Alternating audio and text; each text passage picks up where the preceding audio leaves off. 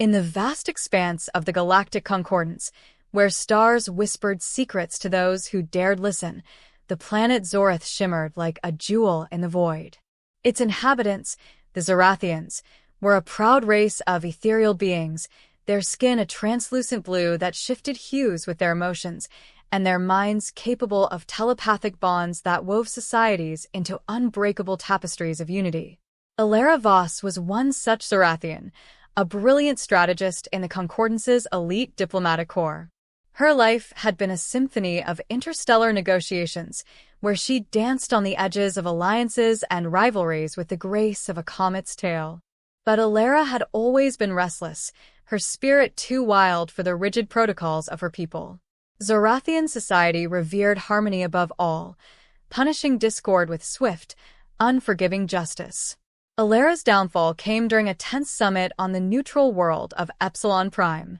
Tasked with brokering peace between the warring factions of the Draken Empire and the Sylvan Federation, she had uncovered a web of corruption among her own superiors. In a moment of fiery indignation, she exposed them publicly, her telepathic broadcast ripping through the minds of delegates like a psychic storm. The revelation saved the peace talks, but shattered the facade of Zorathian infallibility. The High Council of Zorith convened in the Crystal Spire, their voices a chorus of disapproval echoing through the chamber's luminous walls. Alara Voss, intoned the Elder Prime, his form glowing with stern crimson, your actions have sown chaos where order must prevail. You have betrayed the essence of our unity.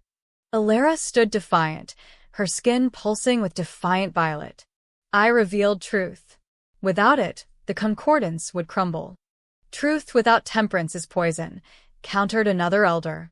For this, you are stripped of your rank and exiled to a fate that will teach you humility. Exile was not mere banishment. It was a tailored punishment designed to break the spirit. For Alara, they chose the most humiliating, forced marriage to a human. Humans, those barbaric upstarts from the backwater planet Earth, were viewed by Zorathians as primitive relics, emotional, unpredictable, and utterly lacking in telepathic sophistication. To wed one was to be chained to chaos incarnate, a living reminder of one's fall from grace. You will be bound to a human male, the Elder Prime declared, selected from their military caste, for they are the most resilient. Live among them, learn their crude ways, and perhaps, in time, you will appreciate the serenity you have lost. Alara's world shattered. Marriage in Zorathian culture was a sacred mind merge, not this archaic physical union the humans practiced. She was transported to Earth aboard a concordance vessel, her protests falling on deaf ears. As the ship pierced Earth's atmosphere, she gazed upon the blue-green orb, a planet teeming with life, yet scarred by its inhabitants' endless conflicts. How can I endure this? She whispered to the stars. Upon landing in a secluded facility in the Rocky Mountains, Alara was introduced to her husband. Captain Marcus Hale, a decorated veteran of Earth's United Defense Force, stood before her in a crisp uniform, his dark hair cropped short, eyes a piercing green that seemed to hold the weight of battles won and lost. He was tall, broad-shouldered, with scars etching stories across his skin, marks of a life forged in fire, unlike the flawless Zorathian form. Ma'am, Marcus said with a nod, his voice steady, but laced with uncertainty. I'm told this is unconventional for both of us. Alara recoiled, her telepathic senses brushing against his mind, a whirlwind of thoughts, unguarded and raw. No barriers, no harmony, just a cacophony of emotions. This is punishment, she spat, her skin flaring angry red. For me, at least. Marcus raised an eyebrow. Punishment? Lady, I volunteered for this. Alliance building, they called it. Figured it beats another tour on the front lines. The ceremony was brief, a fusion of Zorathian rites and human traditions. A concordance officiant linked their neural signatures with a ceremonial band, while a human chaplain recited vows of partnership. Alara felt the bond snap into place, a faint echo of telepathy, allowing her glimpses into Marcus's thoughts, but nothing like the deep merges of her people. It was invasive, incomplete, a constant itch in her psyche. They were relocated to a remote cabin in the mountains, far from prying eyes, to foster integration. The first days were a torment of silence and misunderstanding. Alara, accustomed to floating cities and zero-gravity lounges, found Earth's gravity oppressive, its air thick with scents she couldn't name. Marcus, for his part, tried to make her comfortable, preparing meals from replicated Zorathian cuisine and offering tours of the surrounding wilderness. "Why do you bother?" Alara demanded one evening, as he set a plate of synthesized nectar fruits before her. "This is forced. You owe me nothing." Marcus sat across from her, his fork pausing midair. "Because it's the right thing. We're in this together now, whether we like it or not." His words were simple, but through the bond, she sensed sincerity, a quiet resolve that puzzled her. Zorathians communicated in layers of intent. Humans, it seemed, wore their hearts openly. As weeks turned to months, the isolation forced interaction. Alara's punishment included mandatory cultural immersion, learning human history, languages, and customs. Marcus became her reluctant teacher, sharing stories of Earth's wars and triumphs. One night, by the flickering light of a fireplace, a primitive heat source that fascinated her, he recounted the Battle of Vega Prime, where human ingenuity had turned the tide against superior alien tech. "We didn't have your fancy mind links," he said, poking the embers. "Just grit and teamwork. Sometimes that's enough." Alara probed his mind gently, feeling the echoes of fear and loss from that day. "You feel so much. Pain, joy, all at once. How do you not shatter?"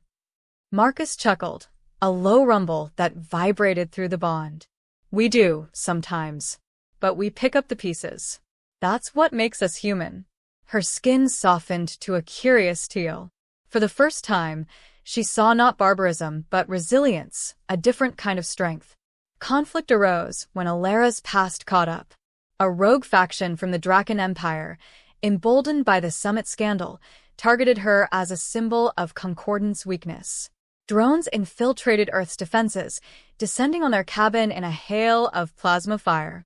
Alara's telepathic shields flared, deflecting initial blasts, but she was outnumbered. "Get inside," Marcus shouted, grabbing a rifle from the wall. His mind surged with protective fury, a shield of emotion that bolstered her own defenses. Together, they fought. Alara's psychic blasts disoriented the attackers, while Marcus's precise shots took them down. In the chaos, a drone's claw grazed her arm, drawing iridescent blood. Pain lanced through her, amplified by the bond. Marcus was at her side in an instant, his hands gentle as he bandaged the wound. "Easy there," he murmured, his touch featherlight on her sensitive skin. No Zorathian had ever touched her thus. Physical contact was rare, reserved for the deepest intimacies. Through the bond, she felt his concern, warm and unfiltered. It wasn't the calculated care of her people, it was instinctive, raw. Her skin flushed pink, a Zorathian blush. "Why?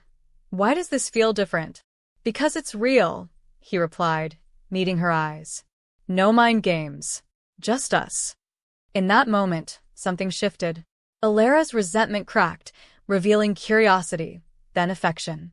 Marcus's gentleness wasn't weakness, it was a bridge across the void between their worlds. As they recovered, their bond deepened. Alara taught Marcus basic telepathy, guiding him through mental exercises that honed his focus. In return, he introduced her to human joys, hiking through pine-scented forests, stargazing under clear skies, even cooking over an open flame. One afternoon, atop a ridge overlooking a valley ablaze with autumn colors, Marcus took her hand, another gentle touch that sent ripples through her being. "I've never seen colors like this," she admitted, her voice soft.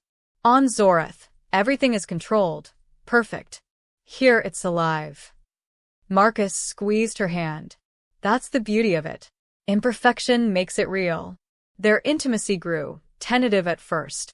Alara, whose people reproduced through neural syncing, discovered the human art of physical love. Marcus was patient, his touches exploring her form with reverence, drawing gasps of surprise and delight. Through the bond, their sensations intertwined, creating a symphony of shared ecstasy that surpassed anything in Zorathian lore. But paradise was fleeting. The High Council, monitoring her progress, demanded her return for evaluation. "You have served your term," the message read. "The human bond will be severed." Alara's heart, once so logical, rebelled. "I won't go," she told Marcus, her skin glowing with defiant gold. "This isn't punishment anymore. It's home." Marcus pulled her close, his embrace a fortress. "Then we fight for it. Together." The climax came during the extraction attempt. A Concordance shuttle landed, escorted by enforcers. Alara confronted the lead officer, her mind a blade of resolve. "I choose this life. Sever the bond if you must, but I stay." The officer hesitated, sensing the depth of her change. But protocol demanded compliance. As enforcers advanced, Marcus stepped forward, rifle ready, but he didn't fire. Instead, he broadcast through the bond, a human plea amplified by Alara's power. "See what we've built. Harmony isn't uniformity, it's understanding." The wave of emotion crashed over the enforcers, human rawness mingling with Zorathian clarity. One by one, they lowered their weapons, touched by the unprecedented fusion. The Elder Prime, linked remotely, conceded. "You have learned, Alara Voss, and taught us in turn. The bond remains. Live as you choose." In the aftermath, Alara and Marcus forged a new path. She became an ambassador for human Zorathian relations, her experiences bridging divides. Marcus, ever the soldier, found peace in her presence, his gentle touch a constant reminder of love's transformative power. Years later, under Earth's starry sky, Alara rested her head on his shoulder. "They thought to break me," she whispered. Marcus kissed her forehead. "Instead, they set you free." Their story echoed through the stars, a testament to humanity's unyielding spirit. Fuck yeah, indeed.